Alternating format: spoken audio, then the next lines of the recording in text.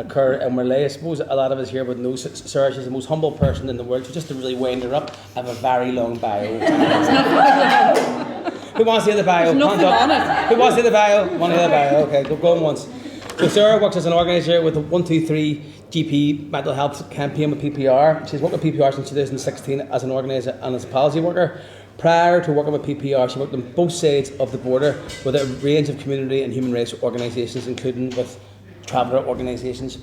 She's worked for over a decade. She worked previously for over a decade in the 80s and 90s as a speech and language therapist. I didn't know this until about 5 minutes ago. Or you learn something every day.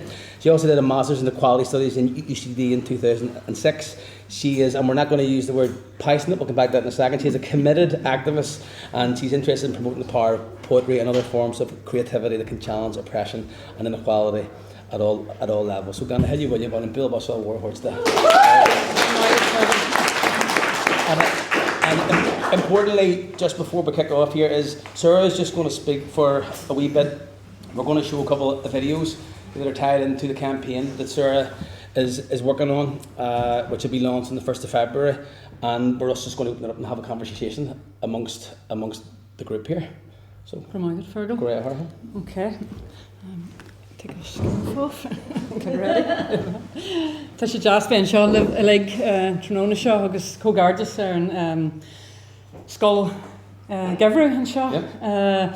So it's just great to be with you all. Sorry I couldn't be here this morning, but I had the option of continuing to sing Christmas carols this afternoon as part of the Feargal Women Singing Group, but Feargal talked me into coming here instead. It's made a song at the end of her. I said I would definitely not do a song at the end, Feargal, or a poem, or a sponsored walk, or a clean up on the mountain, or anything else that's been added to this list.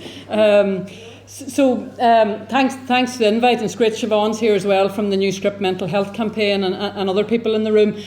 Hopefully we can have a conversation. This should not be formal. This should be us, talking about stuff together and learning from each other. But one of the things, the sort of theme that for this slot is around a new approach to mental health. But to preface that, just to say, given the space we're in, it's not really a space where we're going to be talking about people's individual stories or getting into people's very deep experiences of maybe accessing mental health care or struggles people have, because it just wouldn't be an appropriate space for us to do that. So just to say that first of all, and also to say we are going to be talking about mental health and suicide, and these are heavy issues, and none of us know each other's stories necessarily. So if it happens, if it does trigger stuff for people to feel you can get up and leave, or make sure and just go and take care of yourself. We're not getting into heavy issues. This is more about the broad systemic issues and the challenges and the overall direction of the campaign, but I just wanted to say that as well at the start. And obviously today is International Human Rights Day, the 10th of December, so that's a really good place for us to start. And I know you had a really good session on the right to housing earlier, and all of these rights are inextricably linked, not to coin a phrase, but there is a right to health, and I think it's important for us to remind ourselves of that again. There's a right to health under the International Covenant on Economic, Social and Cultural Rights, because it's almost got to the point where the right to health has been just absolutely stripped away with such speed, both physical and mental health. And we see what's happening to the NHS legislatively with the bill that's come in, and everything that's happening in England we know we're going to see happening here. It's happening already. It's sort of happening in front of our eyes here. Particularly we see it in primary care around mental health, where everything has been privatised, but we'll come back to that. So I think it's good for us to remind ourselves that we are talking about our rights here and people having a right to health, and that is set out and codified in international law. So it's always good to that's our standing. That's where we start off from. I have made a few wee notes here just to keep myself right, but kind of going to maybe talk about two or three things. One is just a bit of it's not even a full snapshot, but a quick look at where we're at in relation to mental health across the jurisdictions, north and south, and in England, and just some key headline stats, because I think for us in PPR, regardless of what the direction of travel is in terms of the constitutional discussions and any ultimate settlement, these issues we'll see are exactly the same because the underpinning model or ideology is the same across these islands. So for us, that's what we're interested in mobilising around and building campaigns around. So regardless of what direction things go in. So looking a bit at just what the current state of play is now in relation to mental health. The campaigns that PPR has been supporting over very many, like since 2006, so a decade and a half now.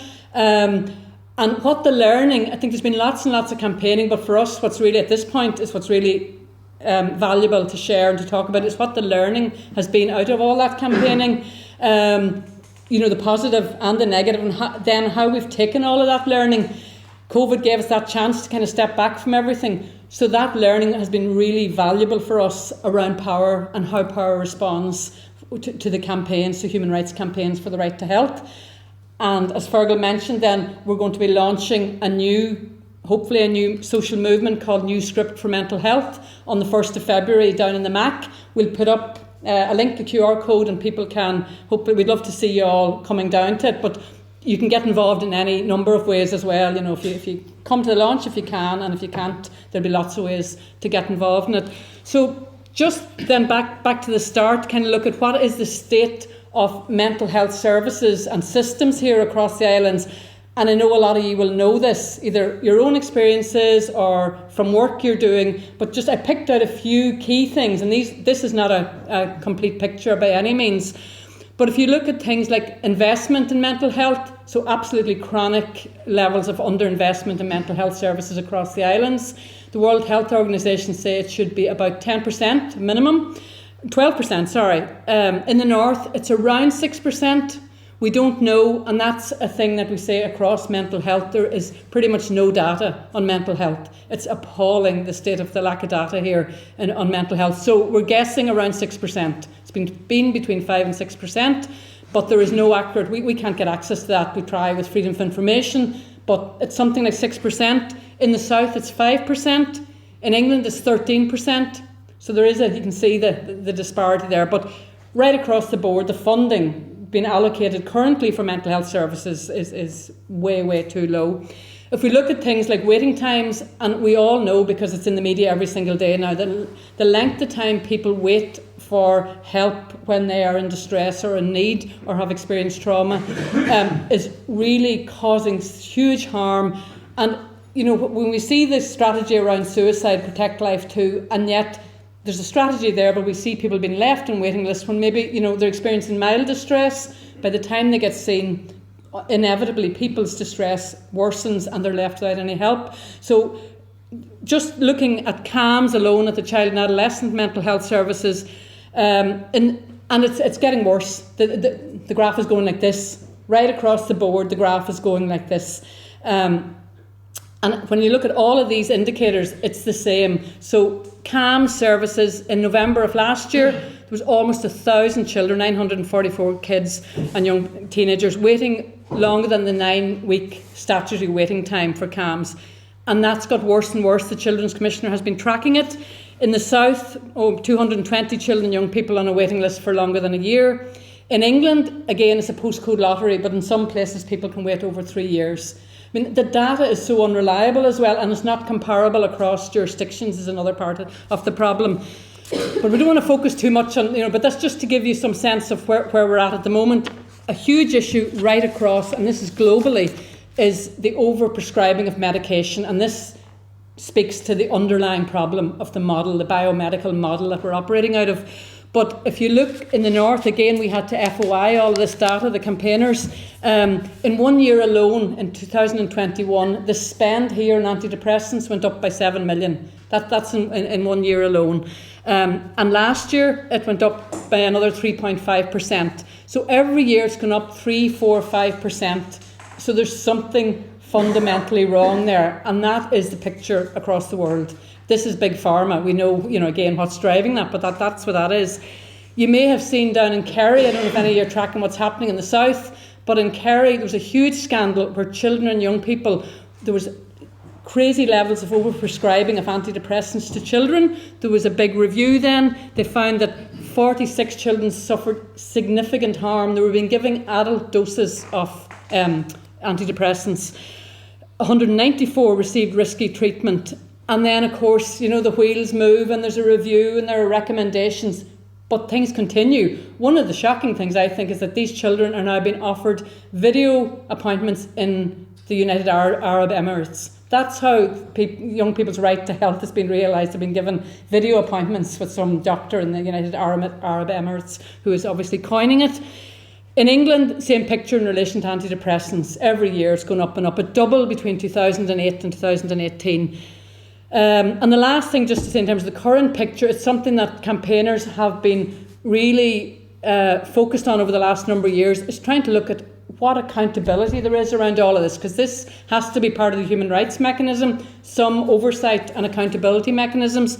And again, if you look across the islands, they're either there and not working, or they're not there at all. So in the north, the RQIA, which is the regulatory body for all sorts of health services, they don't regulate mental health services, and it is a scandal. Yeah, I know anybody who's working in the area will think that couldn't be right, but actually they stood down the Mental Health Commission in 2008, introduced under legislation the RQIA, and the Mental Health Commission had powers to go in and inspect and regulate. The RQIA doesn't. They have no powers of regulation for inpatient units. So there really is nowhere for people to go, people who are being harmed and families who are being harmed. And that's something that campaigners have been really uncovering and trying to get a light shone on and bring into the media. In the south, there is a mental health commission, but it's failing. It's failing. It's in the news at the moment, up before the Shannon Committee, around abuses and lack of protection for vulnerable patients. In England, again, there is the Care Quality Commission, another regulatory body. And again, we've seen a huge inquiry into mental health in England and Essex, where I think they said over 1,500 people died while in the care of mental health services between 2000 and 2020. 1,500 people. So that's a huge investigation. So even when there are some mechanisms in place, they aren't protecting people's human rights. We're probably the worst off. We are the worst off in terms of lack of data, lack of funding, lack of oversight and regulation here, waiting times. That's the current picture. And that's something that campaigners for many, many years tried to engage with and fix different bits of that picture. I mean, that's a horrendous picture, and anybody who's living with it or trying to access help knows what that means for your family member, your child. So over the years, the campaign has been made up with people with direct experience of services, families who have lost people to suicide, and increasingly people working in mental health services who are coming to us and saying, I'm being harmed by this system, and I have to operate a system that is harmful. It's, damaging the people we are meant to be caring for and helping to heal. It's damaging them, but it's also damaging us. People are experiencing what's called vicarious trauma. And there's moral injury being done to frontline workers right across the health services. So people are getting involved in the campaign as well, saying we need to come together to try to address this. But I want to just briefly talk about one campaign in particular that the campaigners took on back in 2016, was trying to improve access to counselling services. So, and there is no waiting time target. So you could wait 3 weeks, you could wait 9 months, which is what's happening. It's a postcode lottery. Campaigners had done everything. They had engaged with the people who had the power to change it. It didn't need an assembly. It didn't need, which is just as well, because we don't normally have an assembly. But a civil servant could have addressed this. They went to Stormont. They went to the all-party groups. They went to the minister. Minister refused to meet them. They produced all of the evidence. They had a big event in the Long Gallery, and they were ignored. So that was what happened in relation to access to counselling. There's a new mental health strategy, a 10-year strategy, and campaigners tried to get something into that strategy. It was one of the most frequently raised issues during the consultation, but it never ended up in the strategy. So that's telling us, and that's when I say in terms of our learning. But if we can show you just the video clip of the jingle bells, I don't know if that's possible. It's just about 2 or 3 minutes. Just to show you in terms of the campaign and what people do, and then we'll talk about how Power responded to this particular action. Is this one, Sarah? Yeah, and I am guldering on it because I had the mic hidden in my pocket, but... Marissa McMahon.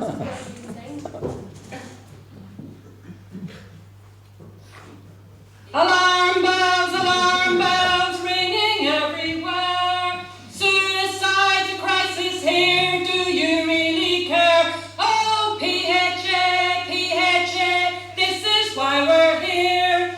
Your target of 10% saves just 6 lives a year. You need to reinvest, and counselling is best. People commit once for this, and it's costing them their lives. You need to act right now. We need to hear you say, one death is still too many. Say it loud and clear. Oh, counselling can help to save lives.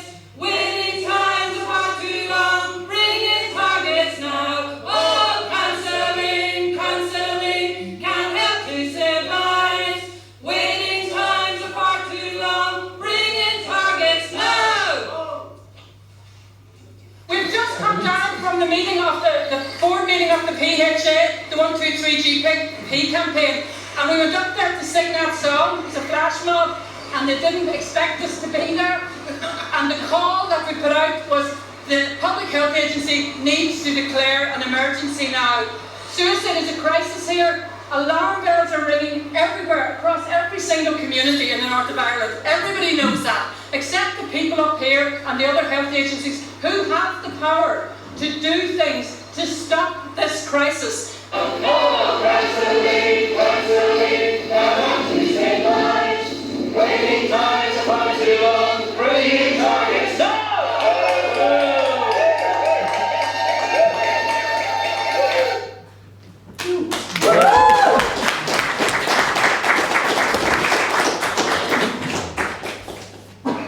So the response, well, you could see the board members, the Public Health Agency. I mean, they were all very busy reading their agendas.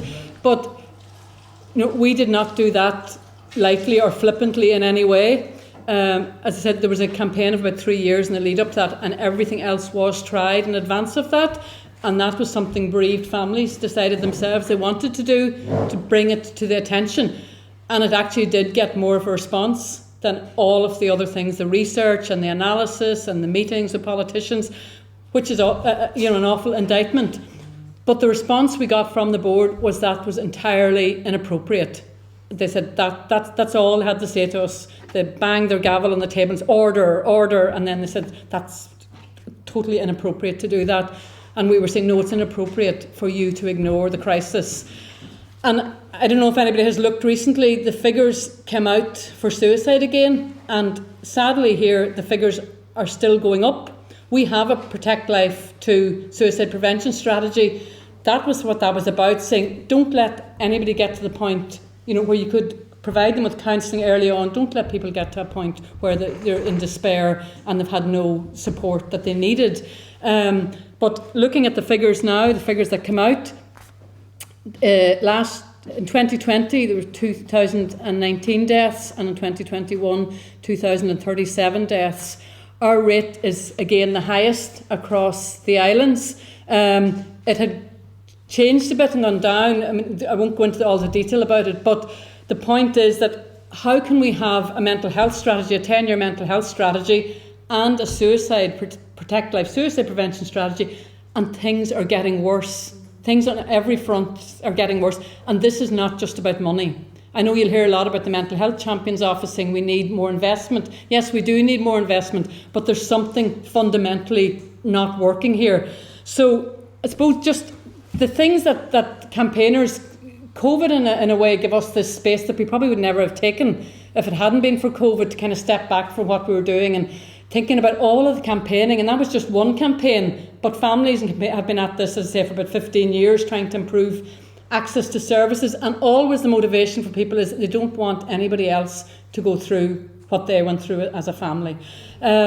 So here's some of the stuff that people shared when we did reflection on it. One was that there is no accountability. All of this can go on, all these strategies can be put in place while things get worse and nobody's been held accountable, or there are no changes being made. That there was institutionalised arrogance, because that's what people were met with when they were going to meetings. they either got the pat on the head, they were saying, or the sideways tilt of the head and saying, oh, that's really sad, oh, you poor thing. Or the pat on the head, which I heard somebody saying recently is really to keep you down. It's actually pushing you down, the pat on the head. Or they were ignored, they were silenced. And we have found people are silenced in so many ways around mental health. Language is so important, and we know this here, but the words you use, we were criticised by people in power for saying things like crisis, for saying things like epidemic, and we are very mindful of not making things worse for people, and there are guidelines around how you speak about suicide. But what we've noticed since is that those same people are using those words, but when we use them, we were told you cannot, those words are making things worse, they're irresponsible, they're risky. And we've watched for the last number of years, even recently, people saying things like catastrophic around mental health. So, it's always very interesting who controls the narrative. And definitely people were being silenced.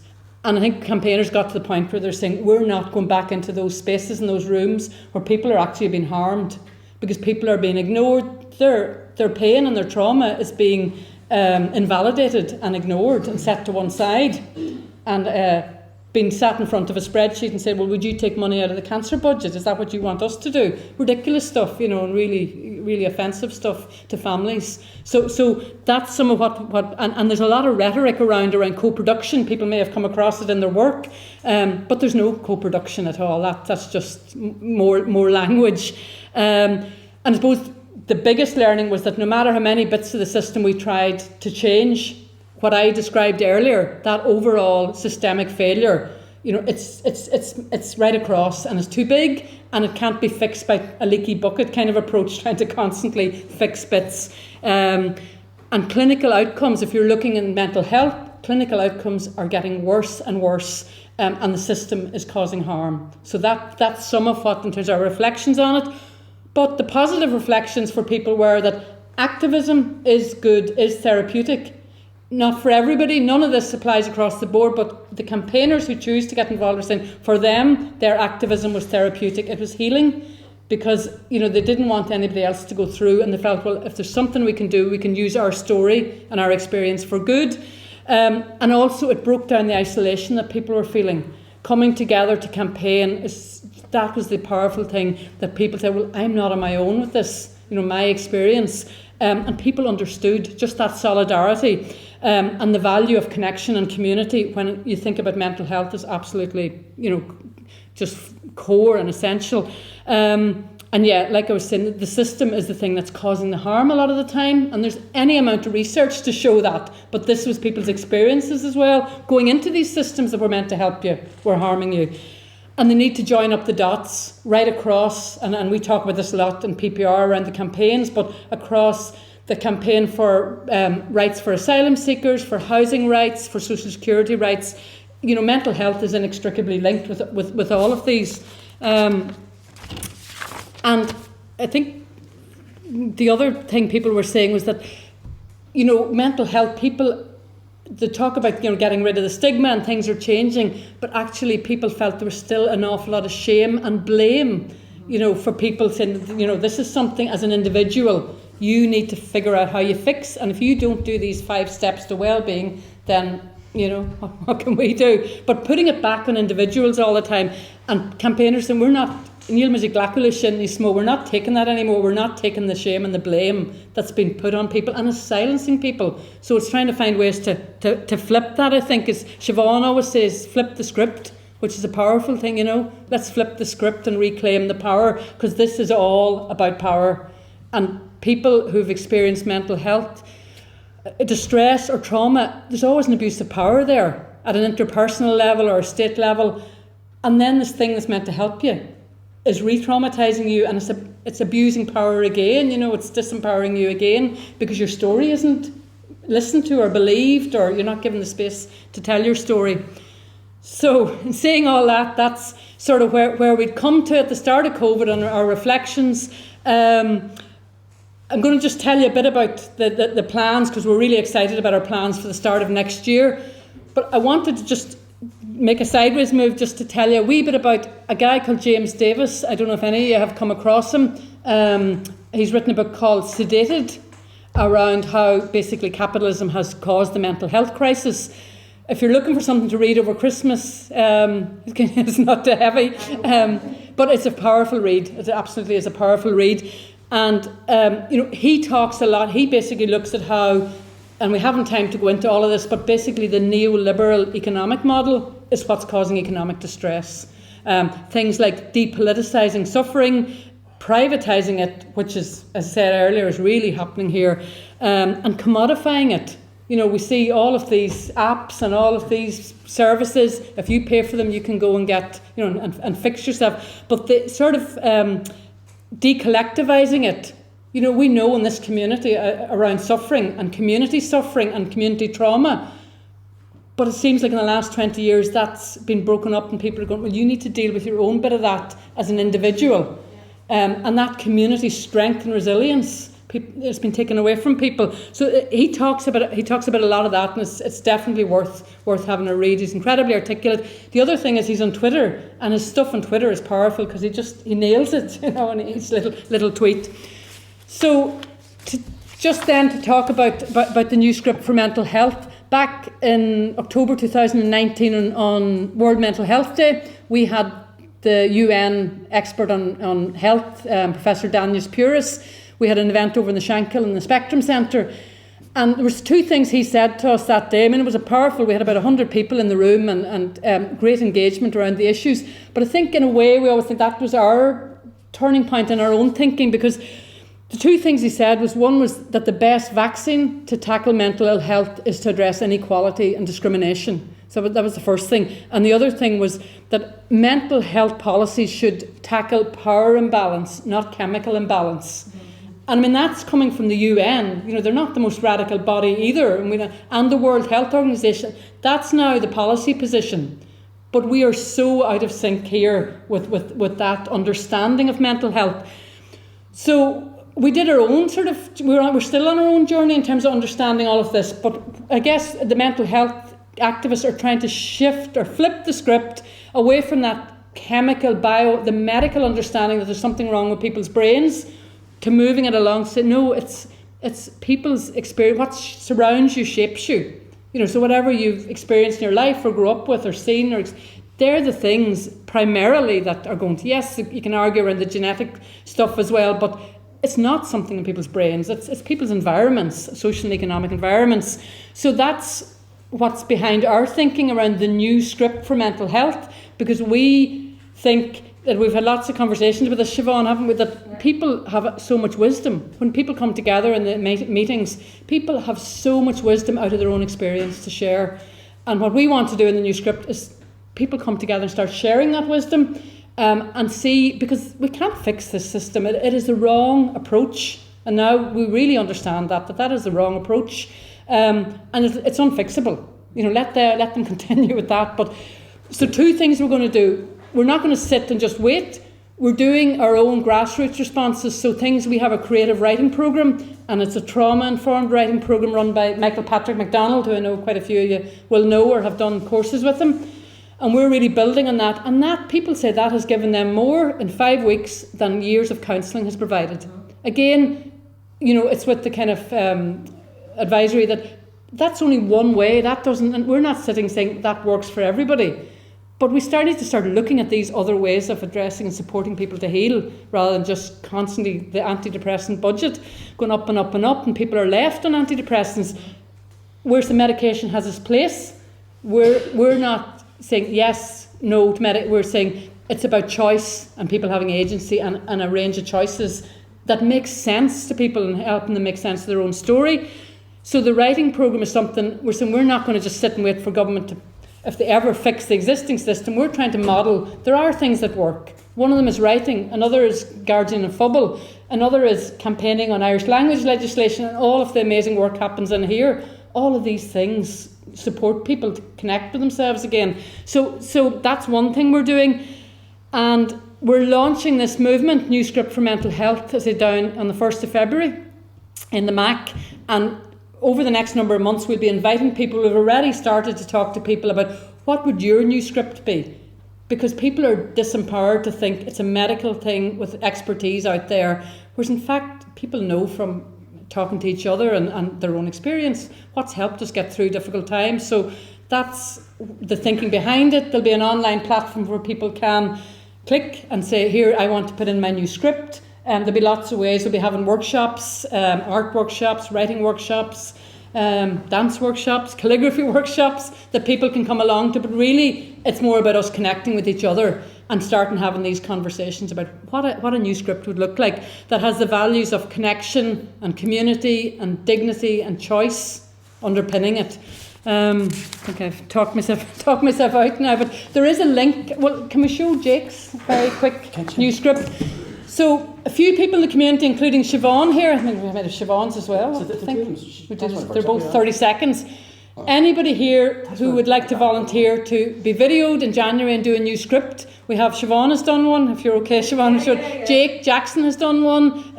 Michael Patrick MacDonald, Louise Kennedy, who's the writer from Sligo. So she's going to be a guest speaker. So there'll be lots of ways as well of sharing your own new script. But if we share these, and then there's a link if people want to sign up. Siobhan. Bill, what's all words?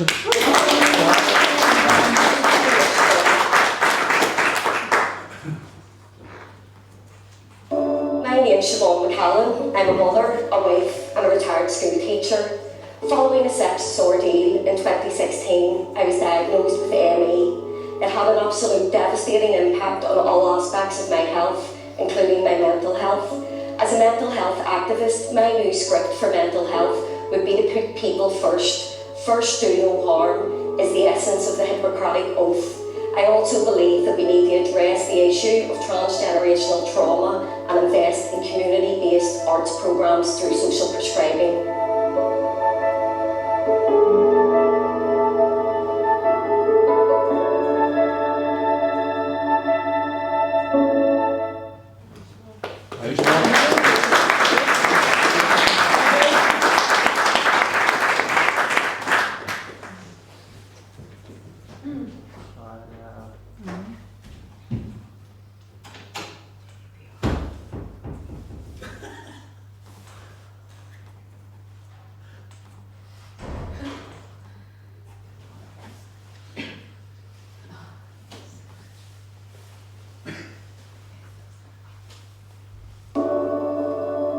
My name is Jake McShapish. I'm the director of Belfast Gael Top Quarter and I live with post-traumatic stress. I was extremely lucky to survive a 2-year bout of suicidal depression and did so with the help of family, friends and the community. My new script for mental health would say the following.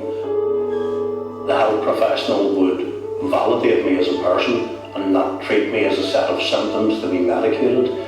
They would acknowledge that it's the lack of a living wage, the lack of security of tenure, and the lack of a decent standard of living, which is fueling the trauma and distress within our community. Secondly, they would refer me to a network of community support groups to help deal with my distress. And lastly, they would ensure that they didn't disempower me. They didn't treat me as a problem to be solved, but rather empowered me and gave me agency to effect change along with the community in which I live.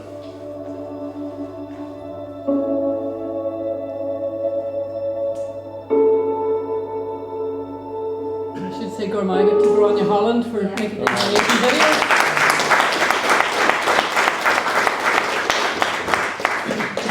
QR code? Can you put that on, please? This is a QR code for the event on the 1st of February. Yeah, 1st of February, Wednesday, 1st of February in the Mac.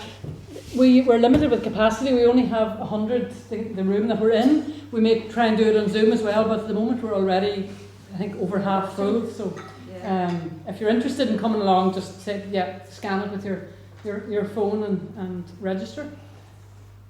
Which one was that in? One of these ones?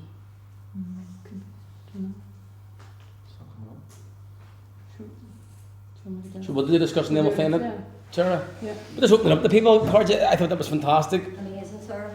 And What Sarah was just hoping to do is just have an informal conversation. Maybe people want to share some of their own ideas or experiences about this. Obviously, maybe Sarah, if I can abuse my position and start off here, I was thinking about the writing group, because obviously I was hoping you were going to mention that. And obviously we were also involved in the writing programme with Megan McDonald, and I was just wondering, could you maybe just extrapolate a wee bit what the process is and how that helped, and maybe you could come yourself, Siobhan, and talk about that and just open that up.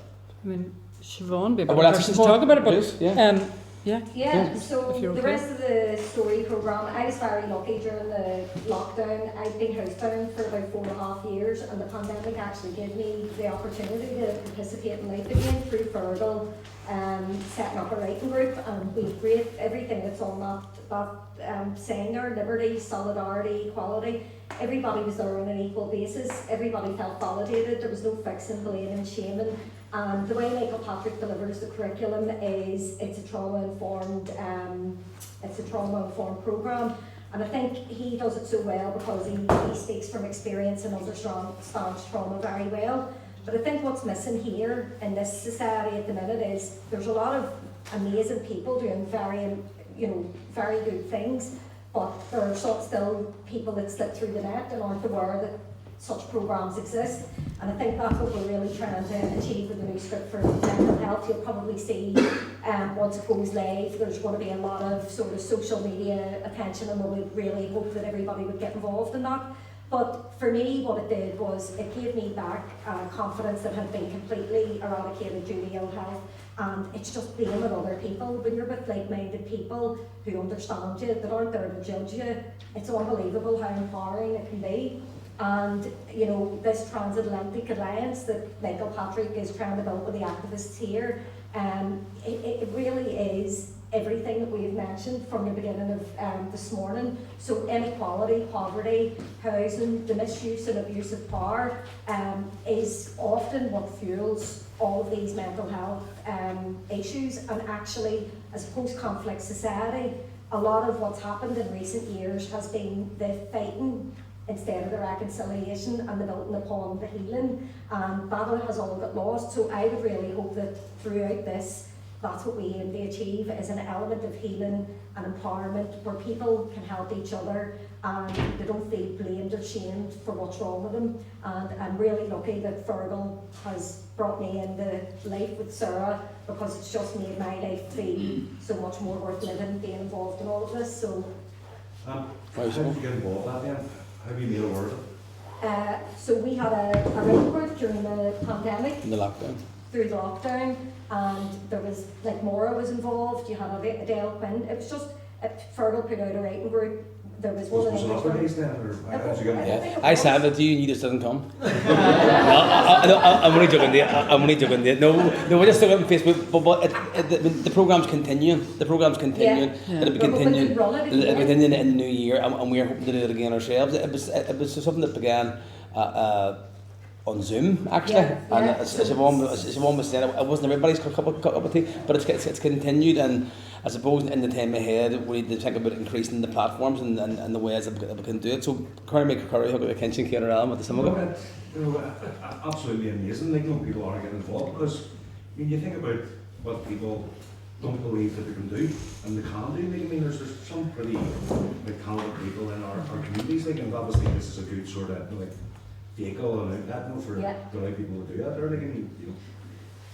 And it's, we're opening it up to everybody, sir. We want as many people to participate. Should it be via doing their own 30-second video, or we want you to write what your script would be. So what works for me is the writing groups and the involvement with like-minded people and the poetry and the writing. But yours might be a good old rave, Móra, or yours might be, a walking group or a men's shed. Music. These things actually exist in our community, but it's about making sure people are signposted equally. One of the things, I will never forget, Feargal sent me something away early on in the lockdown about Gaeilgeoir Mac.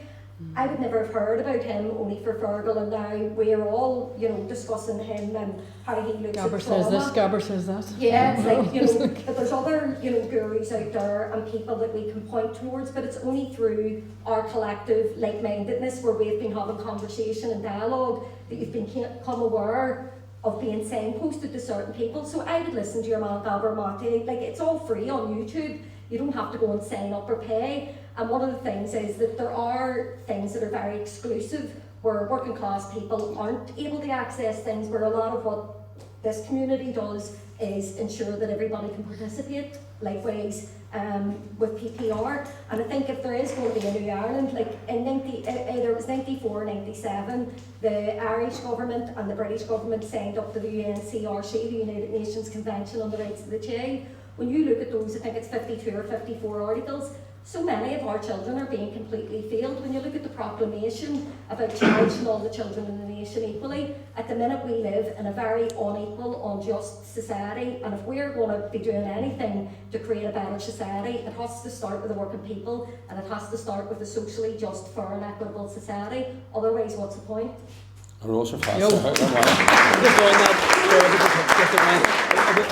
Sarah alluded to this earlier on. I think this is a point that we could maybe extrapolate, Sarah, and maybe get people's views on it. Is one of the things that struck me is Sarah's argument continually, and the argument coming out of the campaigns, is this idea of individualising, pathologising, medicalising what is a problem that is societal rather than individual. And I remember the Bluebell Festival, I think it might have been during COVID, we had the Drop the Disorder campaign, and I thought some of the messages that they had very much overlapped with the work that you're doing here, and this idea of the stigma and mental health being something separate, something that's over here that we shouldn't talk about it, or that we're worried about it, or we have to talk about ourselves, or it made open a can of worms for others. And one of the things that we have found, and the writing group is good at this, is people can find voice through being with other people. And the Bluebell Festival was about that, about connecting people, about solidarity and connection and community. It's all the basic stuff that we already know. But when it comes to all these issues, as we spoke about yesterday and today, we have the answers. The communities have the answers. The people who have the power don't give us the space to articulate those, and this is what we're trying to do. Maybe Sarah could come to punch a rubbish in and say, let's go some well, yeah, I mean, I think that's part of what we're trying to do, is just create space as much as anything, and then things will happen. But it feels like here, like Feargal talked about in England, there's Drop the Disorder, and you'll find them, they're online, they're a Facebook group primarily, but they're an online space, but they organise a lot of training that's kind of accredited, CPD points, all of that, but events, talks, and they bring in people with a critical approach, maybe psychiatrists, psychologists, doctors, but who have a critical understanding, you know, in terms of non-pathologising approach. And here it feels in the north there hasn't been any space at all, any civic space to have those conversations even. There's a tighter control again here on what's happening and the power of psychiatry, I guess. But I suppose for us, we're developing our own approach. The Drop the Disorder, we've learned an awful lot from them, and definitely go and check them out. One of the things for us is that we're sort of saying, look, people, the whole medicalisation of distress, but people do have diagnoses, and diagnoses can be helpful for people. Well, certainly to get any access, any services, you need a clinical diagnosis, but also if that's helpful for an individual to make sense of what's happened in their own story and their symptoms, that's not for anybody else or any of us certainly to say, well, no, we don't agree with labels or diagnoses, because if we're really saying we're a human rights approach, then fundamental that is choice. You know, people need to be, and it's about, like you're saying, voice and agency and empowering people. So that's an approach we're taking. It's probably a bit different to Drop the Disorder, you know, with in the name, Drop the Disorder. Yet we think everything has been over-medicalised and pathologised, but certainly we're not saying, you know, black and white kind of, because that again would be the antithesis of what we're trying to promote, you know. People will come to their own understanding, but certainly we want to kind of move it away from the heavily medicalised. That, just struck me there, Scott, who facilitated our first writing group, came from the Shankill, and if you hold up a mirror image to what Scott grew up with, it's just like the opposite. Like it's, you know, it's exactly the same things and issues that we grew up with. Likewise, the whole new script for mental health, it's non-party political, it's non-religious, it's, you know, there's people from across the whole of society, and it just, we want it to be as inclusive as possible, but it would be great to have as many people come on board, because the more people that come on board, the stronger the message you know, gets through, and that's what we're hoping for. I mean, we have sort of put a frame, because we're not saying this is a blank page or blank sheet either, you know, like a tabula rasa. It isn't. We're not saying, oh, well, let's make up our own script from scratch. We are saying there are some foundations to it, and one is that it is human rights based, and the other is that it's trauma informed. And that's a phrase that's been bandied about now. Everybody's saying everything's trauma informed, but genuinely trauma informed. And that's why I'm saying it is about choice and voice and empowering people. But so people can come in and take part and get involved on the basis. That's our basis, you know, our starting points. So I think it's important for people to know that as well, you know. Kester, waiting to be? Will you? Right. Very wide, sir, and I think I think it spoke very well. I think it was kind of refreshing too, because a lot of time discussions around mental health are either like one pole or the other, or it's very much like kind of an individual thing, etc. Or it's kind of up in the sky.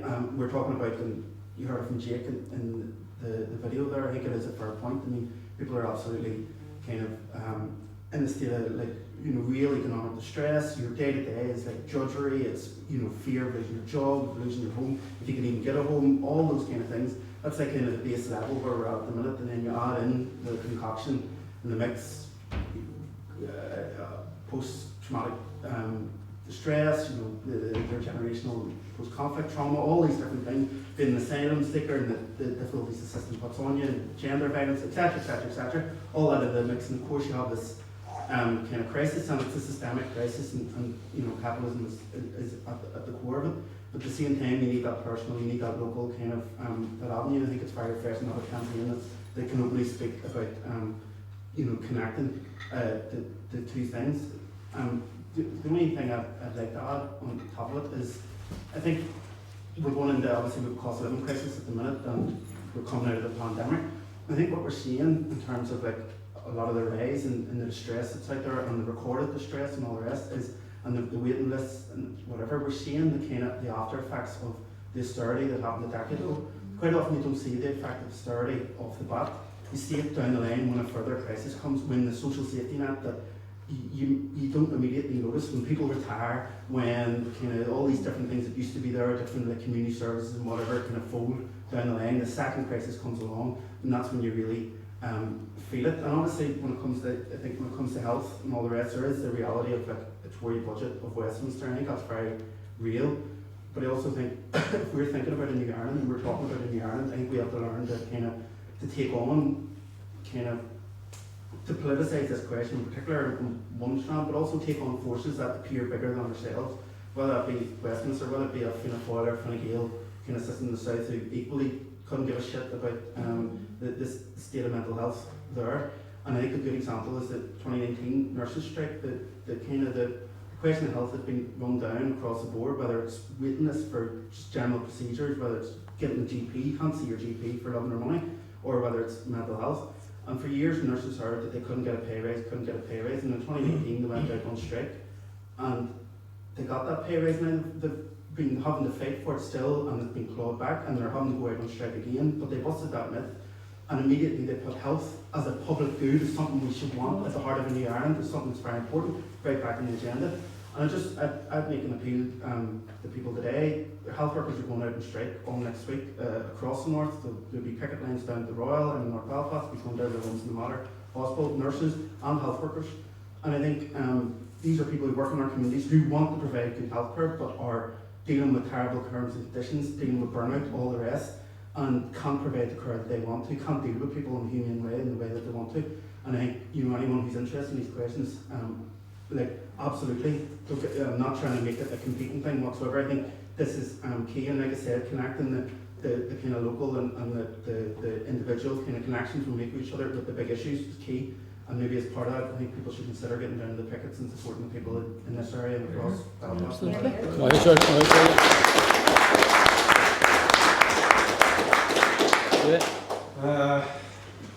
The mental health and the stigma attached to it and everything else, you know, I don't think it's our stigma as a community to bear. It belongs elsewhere, because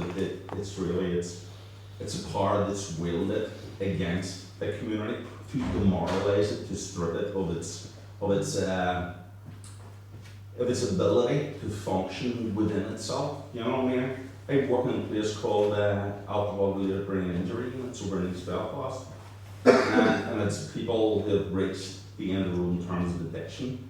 And it's one of the only, it's actually the only place of its type in Ireland that seeks to rehabilitate people that have sort of, that have come to the end of their tavern really when all else has failed and the National Health Service and else has failed and they end up in it's only 14-bedroom unit. But when you see the backstory of every single one of them, it's mental health issues that's led to them hitting rock bottom. You have to pick them up. You have to give them purpose in life once again and trying to integrate them back into society and give them hope. I think that's missing, I see, from our society at present is hope. There's a lack of hope there. There's a lack of purpose in many lives of these people, and many varied backgrounds. You know, could be domestic abuse. You know, within relationships, it could be trauma as a result of the conflict that would come through. It could just be the fact that that they had very little employment opportunities and never saw any way out of a situation. That they could claw their way out of. And weren't being given the tools and all the skills to equip them to deal with that. So it was problems that become for them insurmountable, and they lost themselves, almost quite a few, in a case of alcohol, of drugs and everything else, or a prescription medication, as we say. It's just looking at it and saying, in terms of we got to find the solutions to it. And I recall back when, and the writing is a great aspect of it, for those that can use that as a liberating tool, if you will, to try and escape from some of it and find some of the answers themselves. But I remember years back, it was around 2014, 2015, and the City Council talked about outsourcing the leisure services. I remember at that time what we would have saw then is that it would have been an attack on workers, terms and conditions, pay, employment opportunities and everything else, but at the same time, it would have also been an attack on the community's ability to be able to send their children to swimming, to playing five-a-side football, to engage in all the exercise facilities that these places had to offer them. And you've seen the prices gradually going up, and then you began to hear the stories of them whittle away the terms and conditions and pay and everything else of those that are employed within them. There is also another method of healthcare, and which can work, and we should look to obviously try and address some of these issues. It's preventative healthcare as well measures. Now, the opportunity to access those facilities, I believe, it's done at times here on a prescriptive basis. If you had a heart attack, you can go on to a rehabilitative exercise program, and it'll be done like in the Morning Chain Centre, the Falls, leisure centre in terms of swimming and different things that are put in place for people. It also, in terms of the place where I'm in, it works too that there's many programs that they can actually be prescribed by their veteran put on these schemes. I actually think that the leisure services should be opened up as a vital part of the National Health Service, and the National Health Service funding should be directed to leisure services to ensure that people aren't getting into the accident and emergency and aren't finding themselves in hospital for want of neglect of their physical care, which can also benefit their mental care as well. And so we've got to start looking outside the box, and they say, well, there's no money for this, or there's no money for that. So what did they do? They would throw them through the machine, they would slog them to death and let them enter in the hospital. Because often what I find in the job that I'm in is that if they report to hospital and they're intoxicated or they're on any kind of drugs, they can't actually determine what is wrong, and they get sent home or they get misdiagnosed, and so the problem escalates, and we're left with a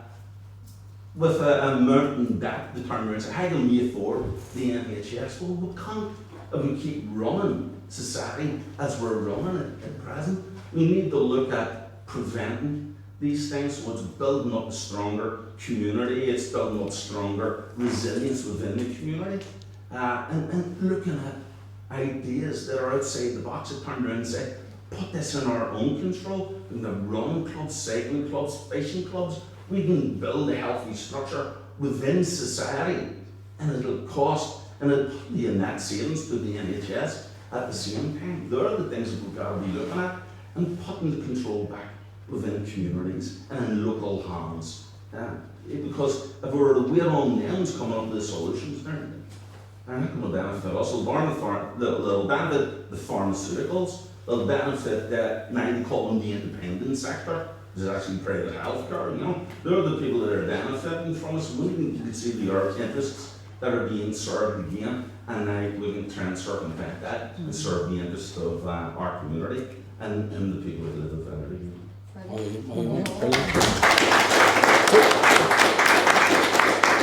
I'm conscious that we'll have another panel here. Before we break, is there anybody else has any last questions for Sarah? Any last comments for Sarah? No. Then you'll be. Sounds like Glór. Bill of us all over Sarah. And this is a QR code. And this is a QR